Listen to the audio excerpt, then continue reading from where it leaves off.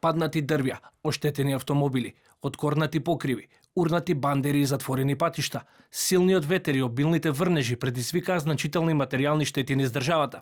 Најсериозна е состојбата во гостиварскиот регион, каде поради излевање на реката Вардар е воведена забрана за секој вид на сообраќај на патниот правец меѓу селата Тумчевиште и Чегране. Однос на тој патен правец се уште е затворен, затоа што имаме излевање од речно корито на реката, и понатака, меѓутоа ќе биде затворен, меѓутоа за среќа има алтернативни патишта кои што не ги отсечуваат целата. Невремето не го поштеди ниту јужниот дел од земјата. Во Гевгелија е откорнат покрив на средното училиште Јосиф Јосифовски, а материјална штета е причината и на детската градинка Цветови. Регистрирани се и помали оштетување на повеќе стамбени објекти. Од општина Гевгелија за телевизија 24 информира дека екипите се на терен и активно работа на санирање на последиците од невремето. Во средното општинско училиште во Гевгелија Јосиф Јосифовски гимназијата беше откорнат кровот некаде пред 24 часот, при што екипите право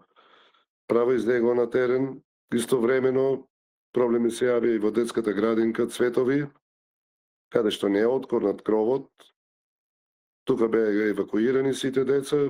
За среќа пред месец време отворивме нова градинка со поголем капацитет и во наредниот период до санирање на кровот во детската градинка Цветови, истите ќе бидат во детската градинка Сончогледи. Состојбата постепено се стабилизира и во Кичево. Градоначалникот информира дека надлежните служби континуирано работа на расчистување и проценка на штетите за потребите на засегнатите граѓани. Со поддршка на армијата поставена е мобилна бања која им е на располагање на лицата сместени во спортската сала. Да се заблагодарам на Министерството за одбрана, на Генералштабот и на армијата на Република Македонија, ни излегло пресрет ни испратија мобилно купатило.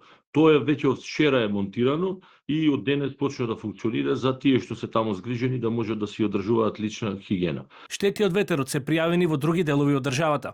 Во Скопје на 6 локации се евидентирани паднати дрвја и скинати електрични кабли, при што е причината материјална штета на повеќе возила.